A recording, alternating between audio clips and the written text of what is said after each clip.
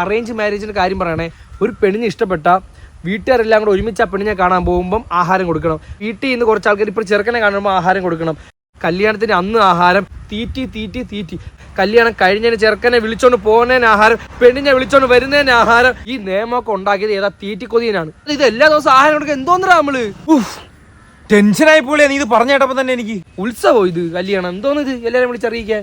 ഒരു minute call വരുന്നു. ആ ചേട്ടന്റെ കല്യാണം വേണ്ടി അടുത്ത മാസം നീ അങ്ങ് എത്തൂലേ? അത് പറയാനാണ് ഞാൻ ഇന്നലെ വിളിച്ച. ബാക്കി പറയടാ ബാക്കി. അല്ല നിനക്കെന്തോ പറയാൻ കാണുമല്ലോ, മറ്റേ ചേട്ടന്റെ കല്യാണം എന്നൊക്കെ പറഞ്ഞു. നീ ബാക്കി കാര്യം പറ. നീ ചേട്ടന്റെ കല്യാണത്തിന് എന്താ വിളിക്കാത്ത തന്നെ? എടാ നീയല്ലേ കല്യാണത്തിന് ആരെയും വിളിക്കണ്ട എന്നൊക്കെ പറഞ്ഞു, അതുകൊണ്ട് ഞാൻ വിളി നിർത്തി. കല്യാണത്തിന് തന്നെ വിളിച്ചില്ലല്ലേ? നീ കൊണ്ട് അമിക്കോ, നീ ഇത്തിരി ചോറങ്ങ് ബാക്കി വെച്ചോ, നഷ്ടം വന്നല്ല. ചുമ്മാണ 100 പേരെ വിളിക്കാനുള്ള കല്യാണത്തിന് 1000 പേരെ 2000 പേരെയൊക്കെ വിളിക്കുന്ന ഇതുപോലുള്ള പിണങ്ങി കുട്ടന്മാരുള്ളപ്പോ എങ്ങനെ വിളിക്കാതിരിക്കും?